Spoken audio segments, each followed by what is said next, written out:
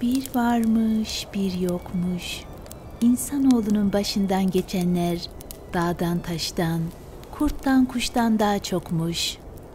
Çok söylemesi günah, az söylemesi sevapmış. Vakti zamanında bir kadının 3 oğlu varmış. Kadıncağızın kocası yeni vefat ettiği için oldukça fakirlermiş. Ne de olsa hazıra dağlar dayanmaz derler ya, elde avuçta ne varsa tükenmiş. Geçim sıkıntısı baş göstermiş. Bir gün anne 3 oğlunu karşısına alıp derin bir iç çekerek şöyle demiş. Evlatlarım, artık büyüdünüz, kocaman delikanlı oldunuz. Çalışıp hayatınızı kazanma vaktiniz geldi. Evde ne para kaldı ne yiyecek. Ben komşulara çamaşır yıkayarak geçinmeye çalışırım. Ama sizler de gidip kendinize bir iş bulmalısınız. Bunun üzerine 3 kardeş annelerinin sözlerini dinleyip torbalarına kuru ekmek, biraz peynir ve birkaç soğan koymuşlar. Son bir kez annelerine sarılıp yola koyulmuşlar.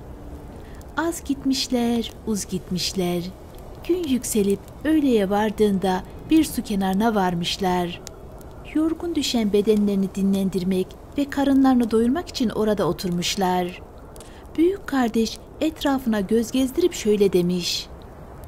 Hepimizin torbasında yiyecek var ama ne kadar yol gideceğimizi bilmiyoruz. Eğer hepsini bir anda bitirirsek ileride aç kalabiliriz. En iyisi sırayla yiyelim. Önce birimizin torbasındaki yiyecekleri bitirelim. Sonra diğerlerini kullanırız. Ortanca ve küçük kardeş bu fikri mantıklı bulup kabul etmişler. Bunun üzerine büyük kardeş gözlerini en küçüğüne çevirerek "Önce senin torbandakileri yiyelim, sen küçüksün," demiş. Küçük kardeş hiç itiraz etmeden torbasındaki yiyecekleri çıkarıp ortaya koymuş. Üçü birlikte afiyetle yemişler. Kısa bir dinlenmenin ardından tekrar yola koyulmuşlar. Güneş batıya doğru kayarken onlar da durmaksızın yürümüşler. Saatlerce yürüdükten sonra en küçük kardeş dayanamayıp büyük ağabeyine seslenmiş. "Ağabey, ben çok acıktım. Açlıktan dizlerimde derman kalmadı. Ne olur bana biraz ekmekle soğan verin de karnımı doyurayım." Büyük kardeş kaşlarını çatıp sert bir sesle cevap vermiş. "Yiyeceklerimiz az. Şimdi sana verirsek sonra biz aç kalırız." Küçük kardeş bu sözleri duyunca yutkunmuş. Bir şey dememiş. Ama içi burkulmuş. Suskun bir hüzünle yürümeye devam etmiş. 1 saat kadar daha yol aldıktan sonra yolları sık ağaçlarla çevrili bir ormana çıkmış.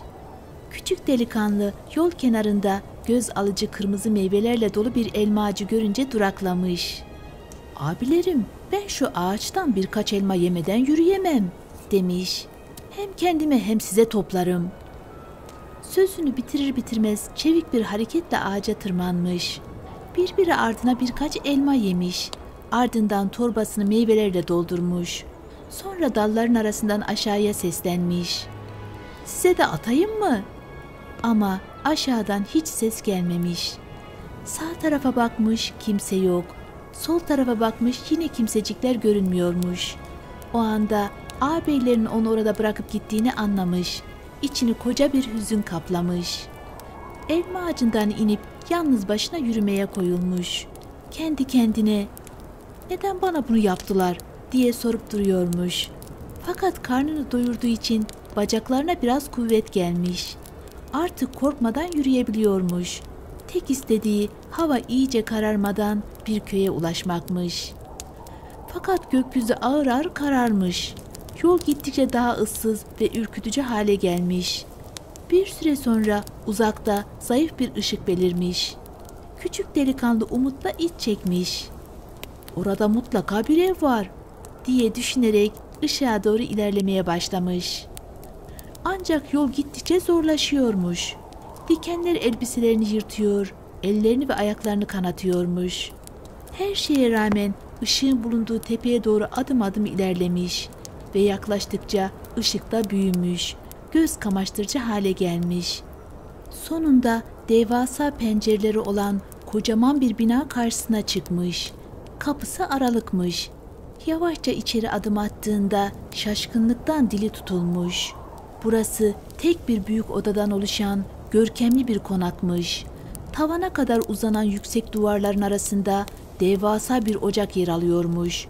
Ocağın üzerindeki kazanlar fokur fokur kaynıyor, ateşin alevleri duvarlara kızıl gölgeler düşürüyormuş. Bir köşede insan boyunda yüzlerce ekmekle dolu devasa bir dolap duruyormuş. Delikanlı buranın bir dev konağı olduğunu hemen anlamış ve yüreği ağzına gelmiş. Ama açlık korkusuna galip gelmiş. Ocağa usulca yaklaşmış. Duvarda asılı bahçe küreği büyüklüğündeki kepçeyi alıp güçlükle kaldırmış. Kazanlardan birine daldırıp çıkardığında kepçenin içinde iyice haşlanmış kocaman et parçaları olduğunu görmüş. Gidip dolaptan koca bir ekmek almış. Ardından kepçedeki etleri afiyetle yemiş ve suyunu kana kana içmiş. Etrafına dikkatlice bakınan küçük delikanlı odanın bir köşesinde kocaman bir dolap fark etmiş. İçinde ne olduğunu merak ederek kapağını aralamış. Ancak devlerin her an gelebileceğini düşünerek hızla içine süzülüp kapağı ardından kapatmış. Küçük bir delikten gözünü dayayarak dışarıyı gözetlemeye başlamış.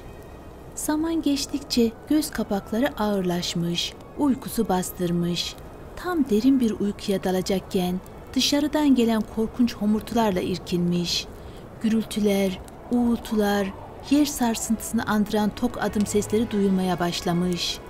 Yüreği hızla çarparken dolabın içindeki daracık alanda kıpırdamadan beklemiş.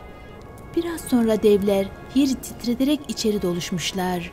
Önce 1, sonra 2, 3, 5 derken tam 20 dev büyük odanın her yanını kaplamış. Kocaman elleriyle kaynayan kazanları ocaktan indirip yere koymuşlar. Ardından dolaptan insan boyunda ekmekler alarak çember oluşturmuşlar. Homurdanarak, hırıldayarak iştahla yemeğe koyulmuşlar. Delikanlı nefesini tutarak izlemeye devam etmiş. Yemeklerini bitiren devler arkalarını duvarlara yaslayarak sohbete başlamışlar. İçlerinden biri derin bir nefes alarak "Bugün çok ilginç bir şey öğrendim, biliyor musunuz?" demiş. Diğerleri hep birazdan merakla "Ne öğrendin bakalım?" diye sormuşlar. Dev gözlerini kısarak anlatmaya başlamış. "Şu arkadaki dağın zirvesinde bir ağaç var ya, o ağacın altında her zaman uyuyan bir yılan olurmuş.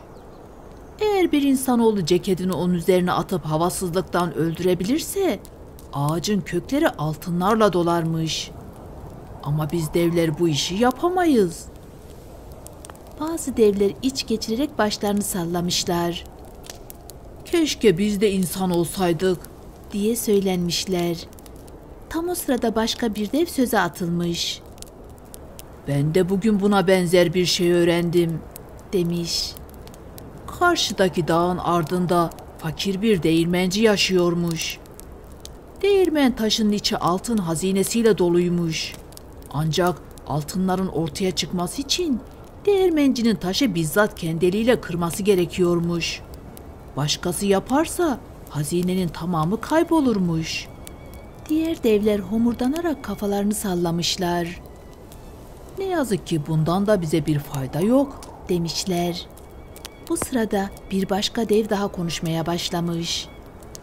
"Bugün ben de bir şey öğrendim. Hint padişahının güzeller güzeli kızı yıllardır körmüş. Baktırmadıkları hekim, denemedikleri ilaç kalmamış ama kızın gözleri açılmamış. Oysa çözüm çok basitmiş.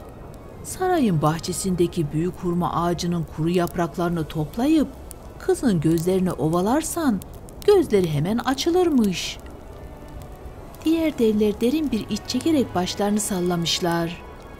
"Ah, ama bu da bizim işimize yaramaz ki," demişler. "Hem Hindistan çok uzak, oraya nasıl gidebiliriz? Hem de padişah bizi saraya sokmaz, hatta öldürtür." Dolabın içinde saklanan küçük delikanlı devlerin anlattıklarını büyük bir dikkatle dinlemiş. Kalbi heyecanla atarken içinden şöyle geçirmiş: "Kim bilir, belki bir gün bu sırlar işime yarar." O sırada salonda gök gürültüsü gibi yankılanan horultular duyulmaya başlamış. Devlerden bazıları çoktan derin bir uykuya dalmış. Derken ötekiler de birer ikişer gözlerini kapatıp rüyalara sürüklenmiş. Az sonra koca salonda tek bir dev bile uyanık kalmamış. Delikanlı dolabın içinden yavaşça süzülerek çıkmış.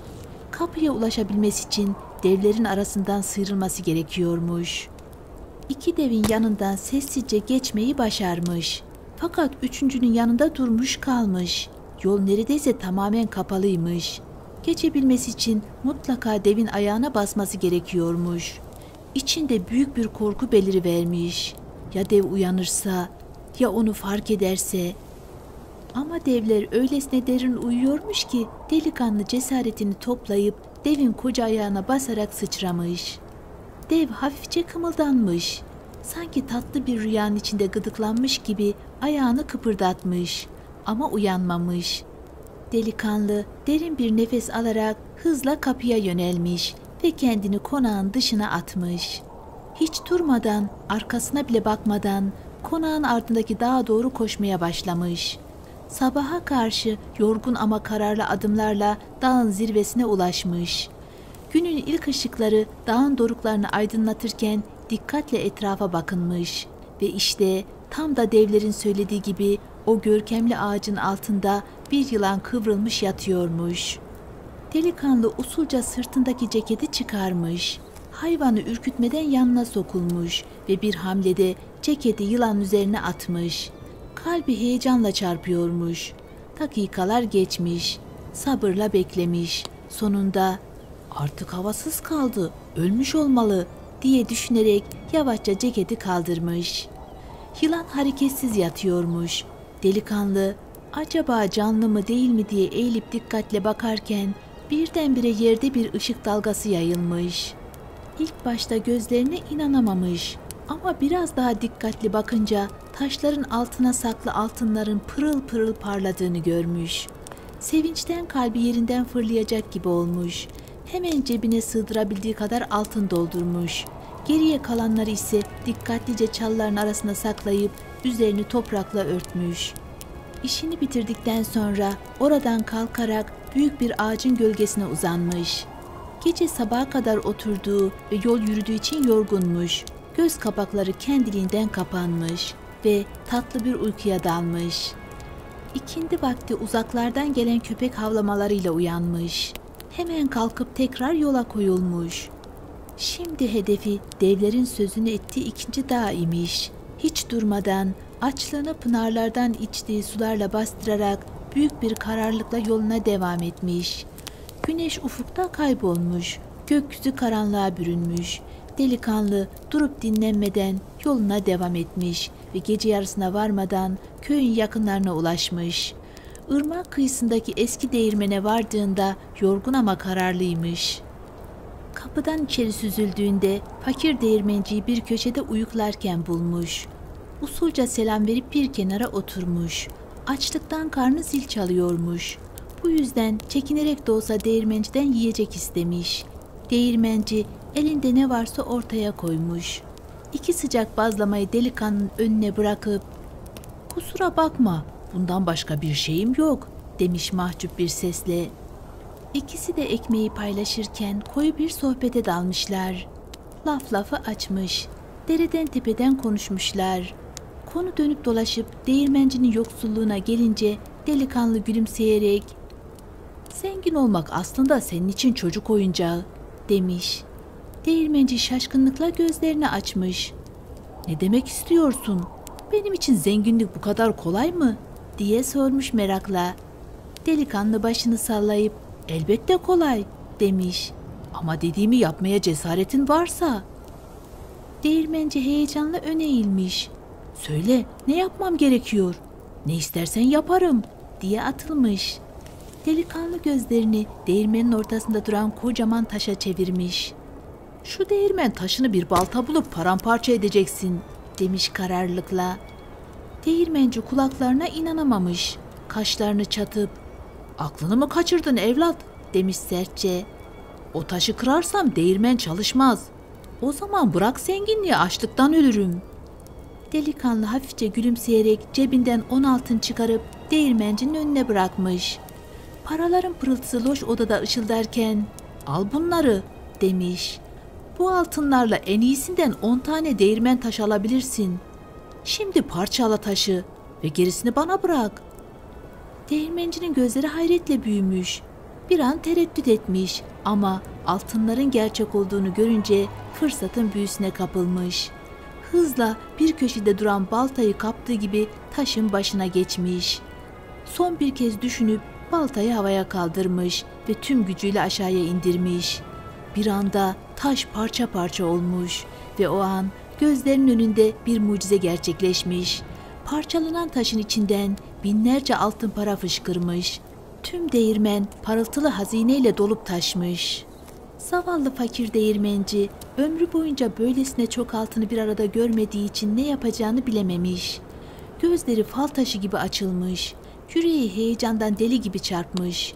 Hemen değirmenin kapısını kapatıp "Eğer bunları birisi görürse bana bir şey bırakmaz.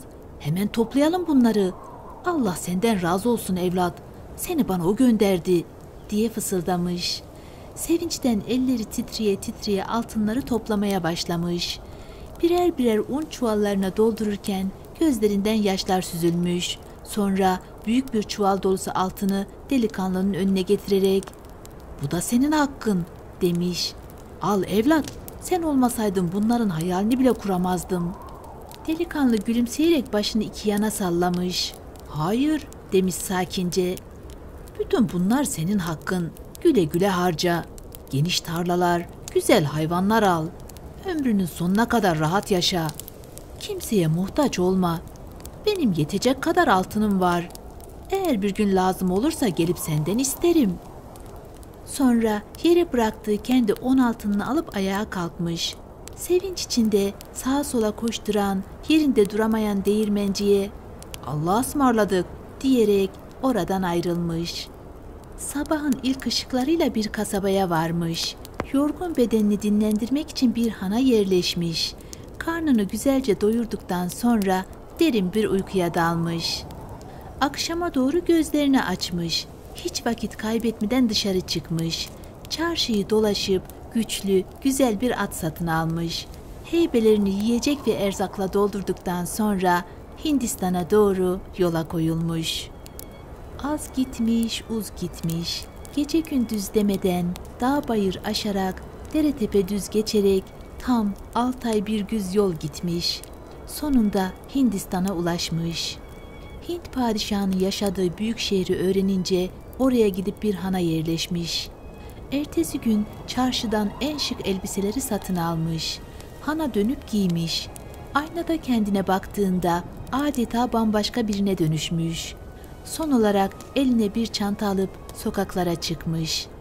Saraya yaklaştığında adımlarını yavaşlatmış ve gür sesiyle yankılanan sokaklarda haykırmaya başlamış. "Göz hekimiyim, körleri iyi ederim, şifa dağıtırım. Hekim arayan var mı?"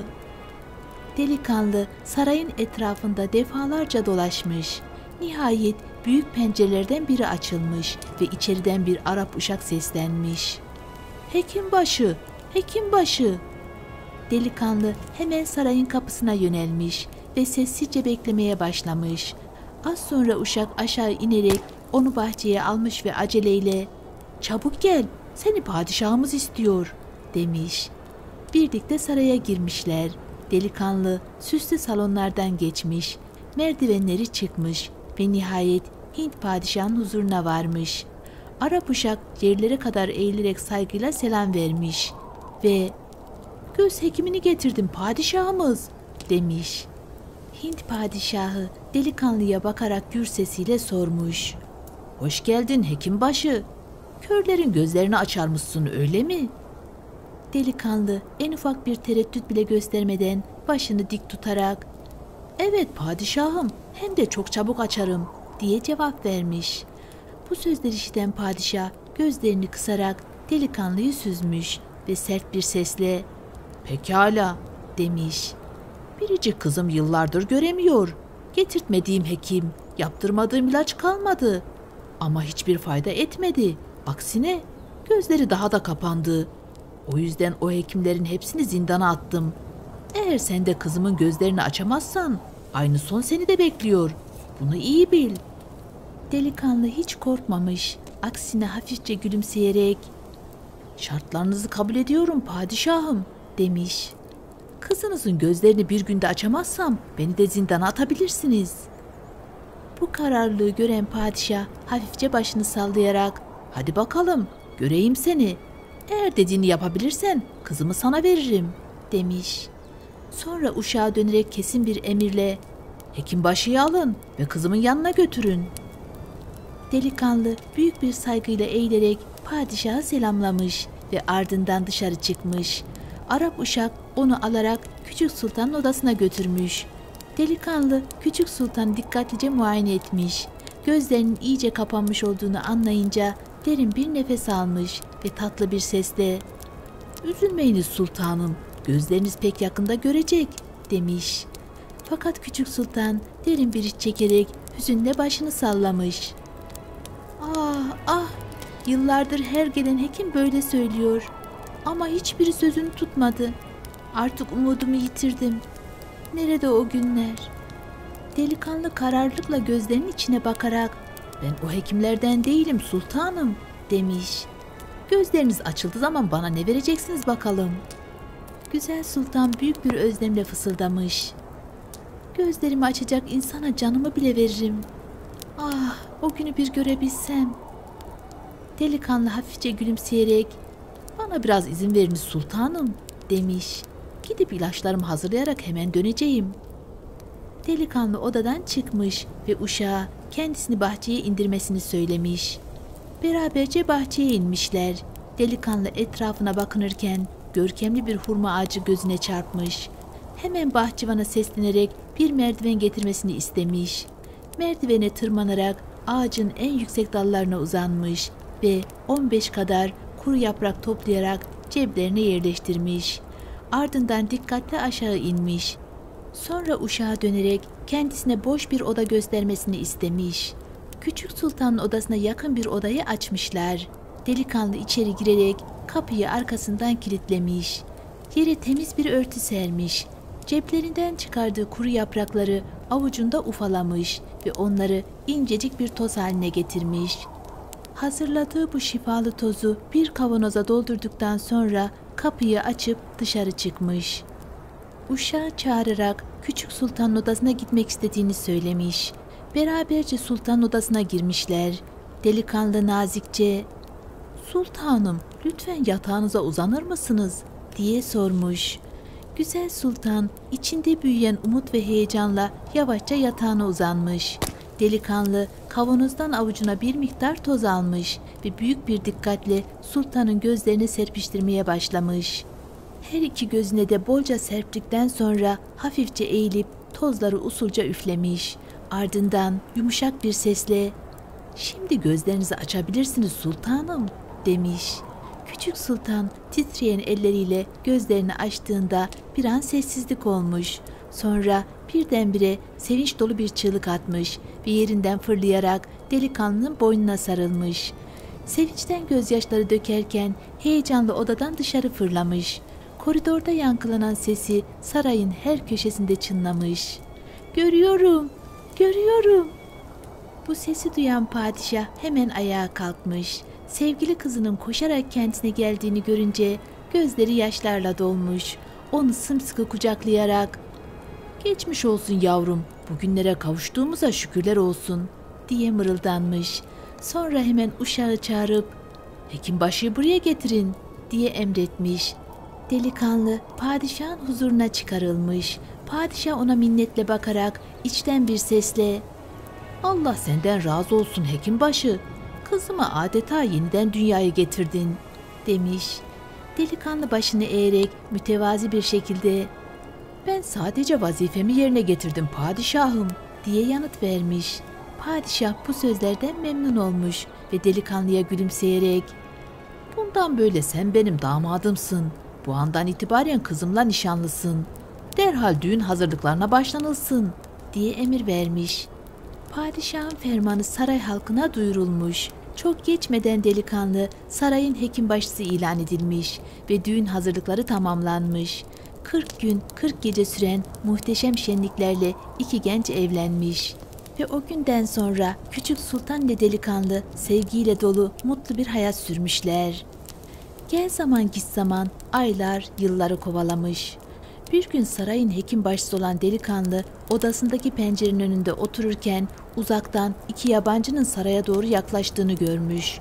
Üstleri başları perişan, yorgunluktan adımları titrekmiş. Onlar sarayın kapısına varınca kapıcı başıyla konuşmaya başlamışlar. Delikanlı bu iki kişiyi tanır gibi olmuş. Saçları sakalları uzamış, yüzleri solgun düşmüş bu adamlar ona hiç de yabancı gelmemiş. İçinde garip bir his uyanınca hemen uşağını çağırarak kapıda bekleyenleri yanına getirmesini istemiş. İki adam ürkek adımlarla içeriye girdiklerinde delikanlı onlara kim olduklarını, nereden gelip nereye gittiklerini sormuş. Konuştukça karşısındakilerin öz ağabeyleri olduğunu anlamış. Ne var ki kendisi şık ipekli giysiler içinde, başında büyük bir kavuk, yüzünde uzun bıyıklarıyla bir beyefendi gibi göründüğünden ağabeyleri onu tanıyamamış. Delikanlı gerçeği açıkladığında ağabeyleri şaşkına dönmüş. Utançla yıllar önce onu yolda bırakıp kaçtıklarını hatırlayıp af dileyerek boynuna sarılmışlar. O ise tek kelime etmeden onları dinlemiş.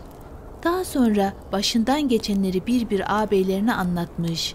Ağabeyleri de iş bulabilmek için aylarca dolaştıklarını, sonunda aç ve perişan bir halde Hindistan'a geldiklerini söylemişler. Bunun üzerine delikanlı hemen uşaklarına emir vererek onlara temiz giysiler getirtmiş. Ardından hamama gönderip yıkattırmış. Güzel atlar hazırlatıp heybelerine yiyecek, ceplerine de altın koydurarak memlekete dönmeleri için onları yolcu etmiş. Ancak ağabeyleri saraydan ayrıldıktan sonra küçük kardeşlerinin başına gelenleri düşündükçe içleri kıskançlıkla dolmuş.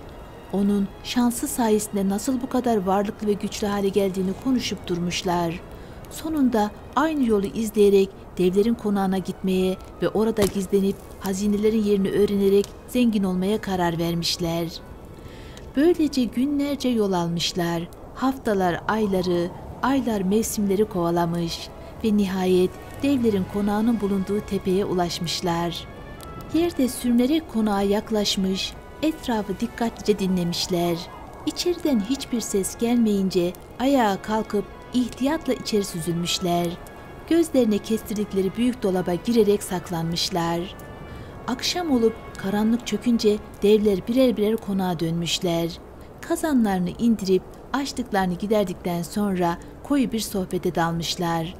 İçlerinden biri "Bugün neler öğrendiniz? Anlatın bakalım." diye sormuş. Bir başka dev söze girerek "Ağaç altındaki yılan bir insanoğlunun eline düşmüş, öldürüp altınları da almış." demiş. Bir diğeri hiddetle "Fakir değirmenci değirmen taşını kırıp içinden çıkan altınlarla zengin olmuş." diye eklemiş. Başka bir dev de şaşkınlıkla "Duyduk duymadık demeyin, Hint padişahının kızı artık görebiliyor." diye haykırmış. Bu sözleri duyan yaşlı bir dev kaşlarını çatmış. "O halde bizim konuştuklarımızı biri dinliyor." diye homurdanmış. Diğerleri de derhal ayağa kalkıp hep bir ağızdan "Doğru söylüyorsun, konağın her yerini arayalım." diye kükremişler. Devler dört bir yana dağılmış. Her köşeyi didik didik etmeye başlamışlar. Az sonra büyük dolabın kapağını hızla açınca içeride korkudan taş kesilmiş gibi duran iki kardeşi görmüşler. Zavallı kardeşler dehşet içinde bayılıp yere yığılmış. Devlerden biri onların hareketsiz bedenlerini görünce "Ötleri kopmuş, korkudan ölüp gitmişler." demiş. Bir başkası umursamaz bir tavırla "O halde cezalarını buldular." diye söylenmiş. Başka bir dev tiksintiyle yüzünü buruşturarak "Biz ölü insan yemeyiz, atalım bunları dışarı, kurtlar kuşlar nasiplensin." demiş. Bunu duyan devlerden biri yerde yatan iki kardeşi bacaklarından yakaladığı gibi sürükleyerek konağın dışına çıkarmış ve otların üzerine savurmuş. Saatlerce baygın halde yatmış olan kardeşler sabaha karşı havanın iyice serinlemesiyle yavaş yavaş kendilerine gelmişler. Gözlerini açtıklarında hala hayatta olduklarını anlayınca derin bir nefes alıp şükretmişler. Ardından sessizce etrafı dinlemişler. İçeriden hala devlerin gürültülü horultuları duyuluyormuş. Onların uyanmadığını anlayınca can havliyle ayağa fırlayıp tabana kuvvet kaçmaya başlamışlar.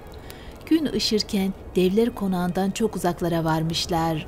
Yol boyunca içlerini kemiren pişmanlıkla birbirlerine dönüp "Kardeşimizi yolda bırakıp kaçtık.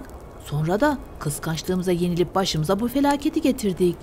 Ama Allah acıdı da devlere lokma olmaktan kurtulduk," demişler. O an içlerine bir utanç duygusu çökmüş. Ne memlekete ne de Hindistan'a geri dönecek yüzleri kalmış. Sessizce yollarını değiştirip bilmedikleri bir şehirde hayatlarını kazanmaya karar vermişler.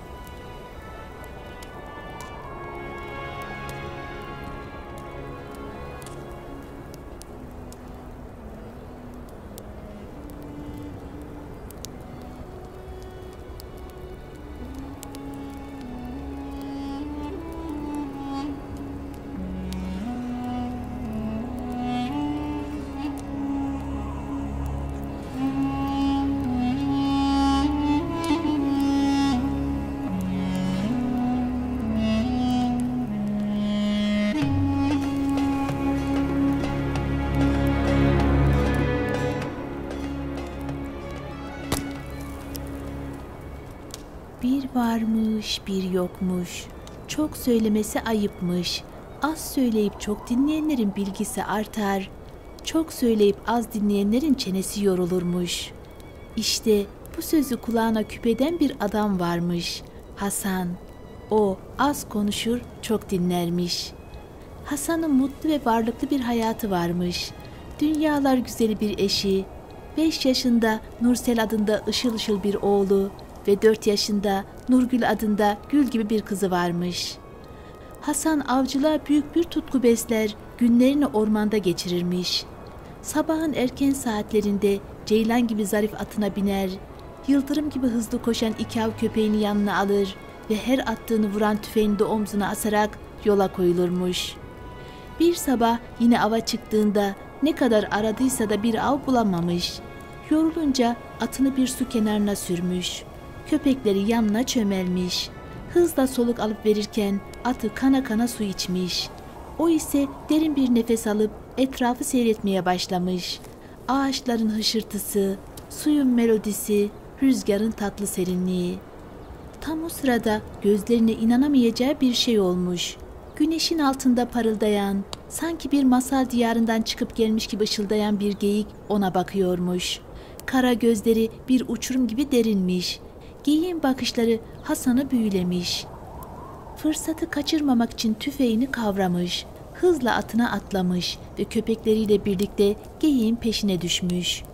Av köpekleri yıldırım gibi koşuyor, o ise durmadan ateş ediyormuş. Ama o da ne? Keskin nişancılığıyla tanınan Hasan, tüfeğindeki tüm kurşunları harcamış. Fakat tek bir tanesi bile hedefe ulaşmamış.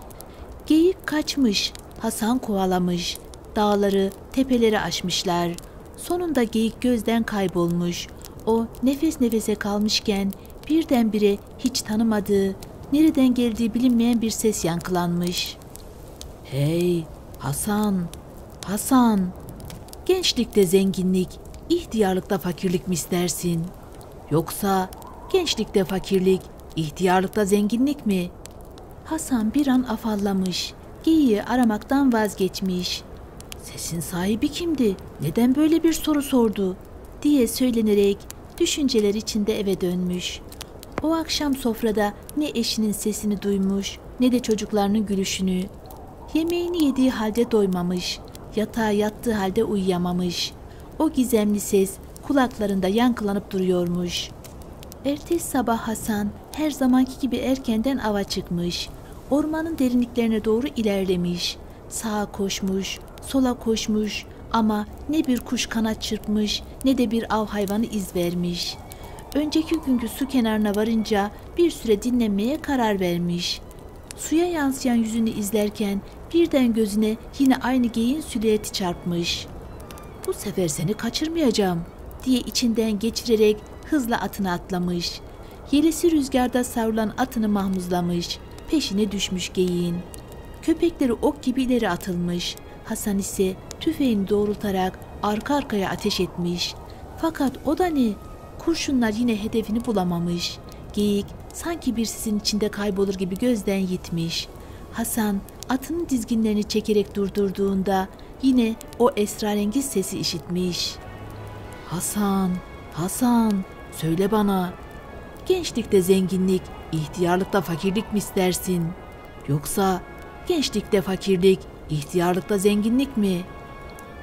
Hasan sesin geldiği yöne doğru dikkatle bakınmış ama ormanda tek bir canlı bile görünmüyormuş. Merakı daha da artmış. Bir süre olduğu yerde beklemiş ama ses bir daha duyulmamış. Düşünceli bir halde evinin yolunu tutmuş. 2 gündür eşinin gözlerinde dolaşan bu ağır düşünce bulutlarını fark eden karısı endişeyle sormuş. "Hasan, neyin var? 2 gündür seni böylesine dalgın görüyorum. Oysa şimdiye dek hiç böyle düşünceli olmadın. Çok şükür her şeyimiz var. Hiçbir eksiğimiz yok. Söyle, içindeki sıkıntıyı benimle paylaş." Hasan derin bir nefes alıp başından geçenleri tek tek anlatmış. O zaman karısı yüzünde bilgece bir ifadeyle şöyle demiş. "Bunda düşünecek ne var ki bey?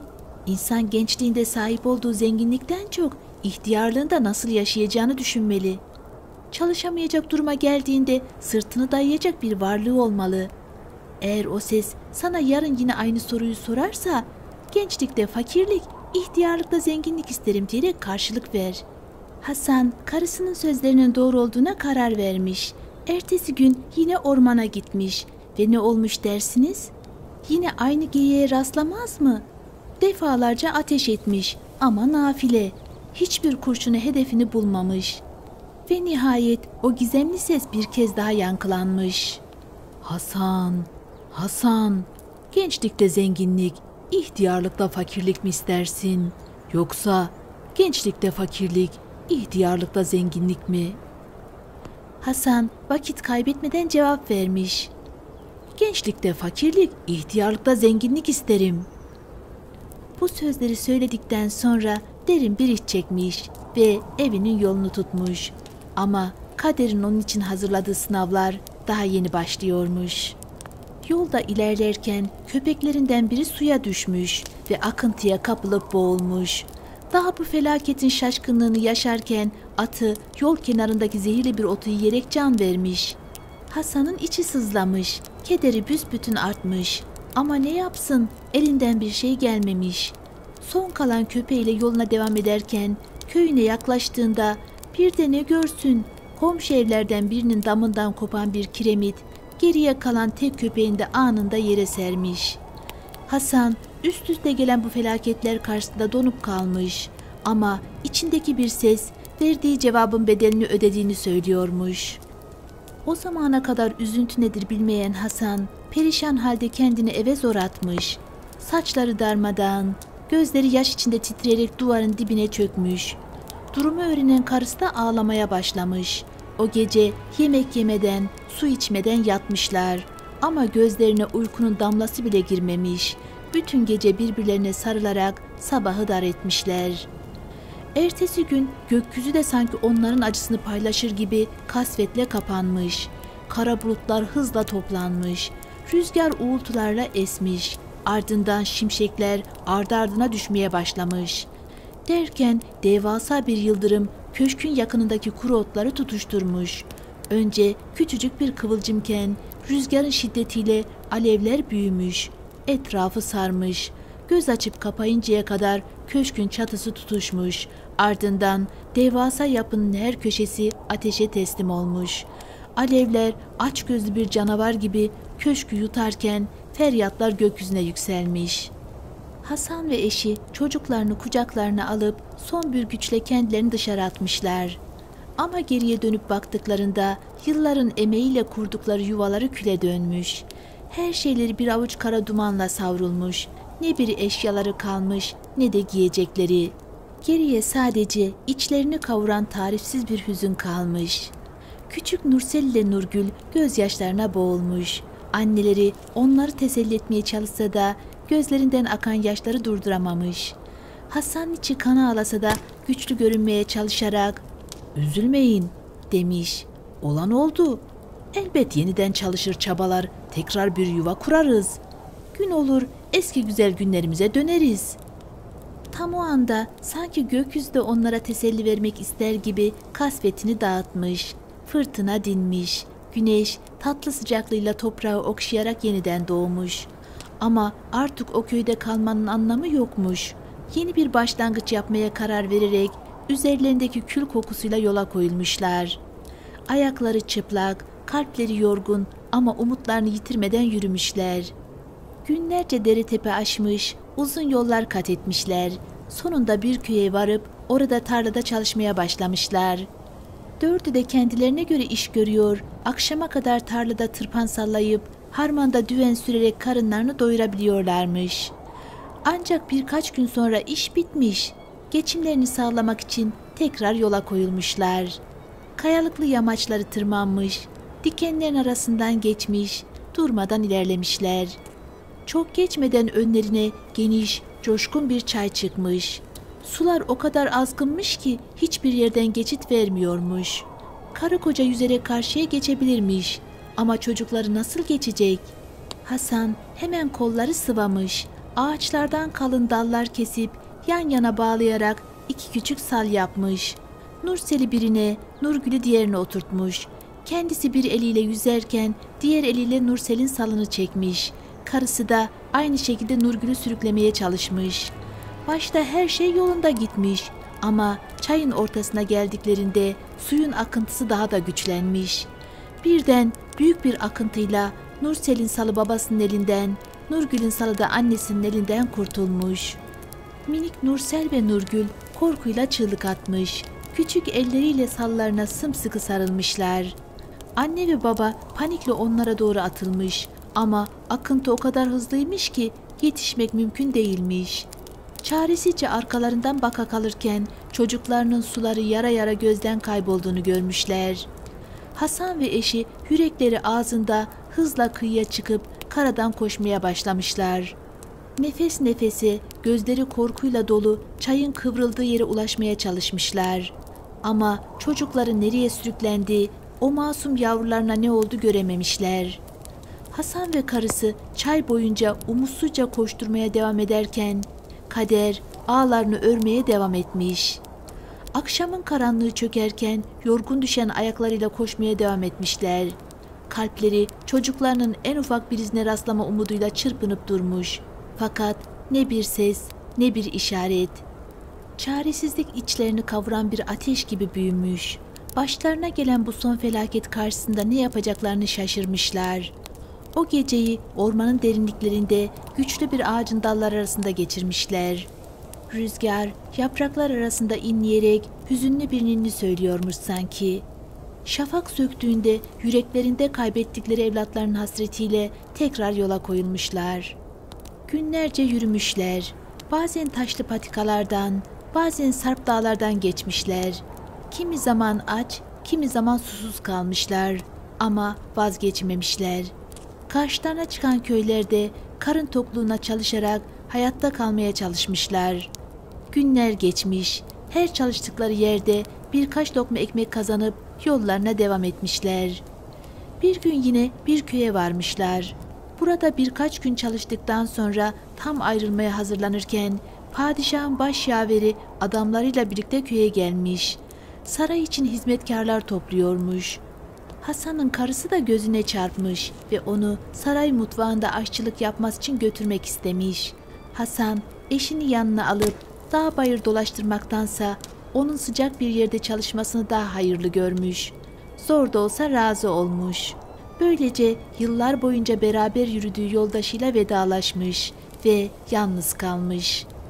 O günden sonra Hasan, şu köy senin, bu köy benim diyerek yıllarca dolaşmış. İş buldukça çalışmış, karnını doyurmuş. İş bulamadığı gün aç kalmış, ses çıkarmamış. Böylece aradan tam 20 sene geçmiş. Hasan bazen eski mutlu günlerini hatırlarmış. Sevgili eşi, canından çok sevdiği çocukları, köşkü, atı, köpekleri gözünün önüne gelince derin derin için çekermiş. Ama bir gün yine eski haline kavuşacağına inanıyor, hiç yorulmadan bıkmadan çalışıyormuş. Böylece günlerce yol almış. Az gitmiş, uz gitmiş, dere tepe düz gitmiş. Sonunda büyük bir şehre varmış. Fakat burada onu bekleyen manzara aklının alamayacağı kadar tuhafmış. Karnı öylesine açmış ki neredeyse ayakta duramayacak hale gelmiş. Bir lokma ekmek bulmak için şehrin sokaklarına adımlamış. Ama ne bir insan görmüş ne de açık bir dükkan. Koca şehir bomboşmuş. Sessizlik taş sokaklara sinmiş. Tam umudunu kaybetmek üzereyken gözüne bir fırın ilişmiş. Açık kapısından içeriye baktığında sıcacık ekmeklerin dizildiğini görmüş. Ancak içeride kimsecikler yokmuş. Açlıktan midesi gurulduyormuş ama hırsızlık yapmayı aklının ucundan bile geçirmemiş. Birazdan gelirler, onlardan ekmek isterim diye düşünerek fırının önüne çökmüş. Açlık ve yorgunlukla göz kapakları ağırlaşmış. Başı önüne düşmüş. Açlıktan baygın halde beklemeye başlamış. Meğer o gün o ülkede padişah seçimi varmış. O diyarda bir gelenek varmış. Padişah öldüğünde halk şehir meydanında toplanır, bir talih kuşu uçurulurmuş. Kuş kimin başına konarsa o kişi yeni padişah seçilirmiş. O sırada Hasan fırının önünde baygın yatarken meydanda büyük bir heyecan yaşanıyormuş. Binlerce göz gökyüzünde süzülen talih kuşunu takip ediyormuş. Kuş meydanın üzerinde süzülüp durmuş ama kimsenin başına konmamış. Sonra aniden yön değiştirmiş. Kanatlarını açarak şehrin içine doğru süzülmüş. Halk şaşkınlıkla baka kalmış. Hemen arkasından bir atlı gözcü göndermişler. Gözcü şehre vardığında talih kuşunu bir fırının önünde baygın halde yatan yaşlı bir adamın başında bulmaz mı? Gözlerine inanamamış. Yanına iyice yaklaşıp bakınca kuşun başına konduğu adamın üstü başı perişan, saçı sakalı birbirine karışmış, zayıf ve bitkin biri olduğunu görmüş. Bir yanlışlık olduğunu düşünerek kuşu adamın başından almış. Hasan'ı sertçe sarsarak "Padişah seçilirken sen burada uyumaya utanmıyor musun?" diye çıkışmış ve onu sürükleye sürükleye meydana götürmüş. Homurdanarak kalabalığın içine bırakmış. Bunun üzerine talih kuşu yeniden havalandırılmış. Kuş 3 defa meydanın üzerinde dönmüş, dönmüş ve yine gelip doğruca Hasan'ın başına konmuş. Kalabalık şaşkınlıkla fısıldaşmaya başlamış. Bazıları "Oldu oldu" diye bağırırken bir kısmı da "Olmadı, olmadı, hak oyunu 3'tür" diye dayatmışlar. Bunun üzerine kuş bir kez daha uçurulmuş. O da hiç tereddüt etmeden gelip 3. kez Hasan'ın başına konmuş. Artık kimse itiraz edememiş. Meydanda derin bir sessizlik olmuş. Bütün halk yeni padişahın etrafında toplanmış. Saray adamları onu alıp götürmüş. Güzelce yıkayıp temizlemişler. Karnını doyurup padişah kıyafetlerini giydirmişler. Derken onu tahtına oturtmuşlar. Hasan başına gelenleri düşündükçe içinden gülüyormuş. Gençliğinde ormanda avlanırken duyduğu o sesi hatırlamış. Yaşlılıkta saadet, servet, rahatlık. Bunların kıymetini gençken bilmezsin. İşte şimdi yılların yorgunluğunu omuzlarında taşırken o sözlerin ne kadar doğru olduğunu daha iyi anlıyormuş. Tam o sırada başyaver içeri girmiş ve saygıyla eğilerek konuşmuş. "Padişahım, sizden bir dileğim var. Eğer ferman buyurursanız en kıymetli askerlerinizden ikisini alıp bir sandığın başında nöbet tutmalarını sağlayacağım." Hasan merakla başını sallamış. "Peki ne var o sandığın içinde?" Başyaver gözlerini hafifçe kısıp gülümsemiş. "Çok değerli bir şey padişahım. Kimsenin çalmaması için muhafaza etmem gerekiyor." Padişah üstelememiş, izin vermiş. Başyaver seçtiği 2 askeri yanına alıp bir odaya götürmüş. Yerde duran uzun sandığı göstererek "Bu sandıkta benim değerli bir eşyam var" demiş. "Kimsenin çalmaması için başında bekleyeceksiniz." Başyaver ayrıldıktan sonra 2 asker sandığın başında bir aşağı bir yukarı dolaşmaya başlamış. Ancak bir süre sonra canları sıkılmış. Oyalanmak için sohbet etmeye başlamışlar.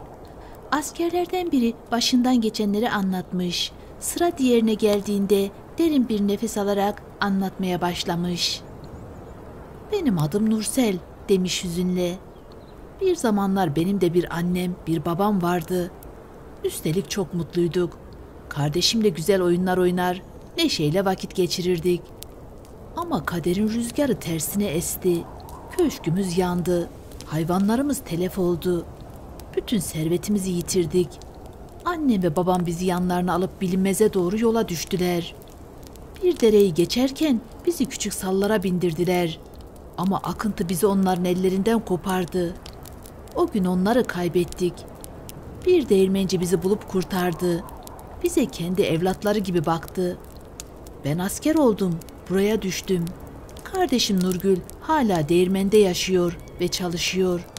Ama annemizle babamızı çok özlüyoruz. Öldüler mi, kaldılar mı kim bilir." Nursel'in gözleri dolmuş, sesi titremiş. Arkadaşı onu teselli etmeye çalışırken aniden derin ve boğuk bir ses duyulmuş. "Ağlama oğlum, ben buradayım, beni kurtar."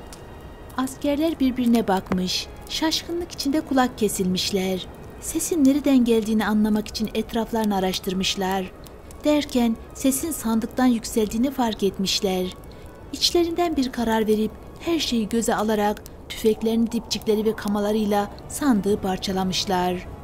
Ve işte o an içinden zayıf, solgun ama yine de tanıdık bir yüz çıkmış. Nursel'in annesi.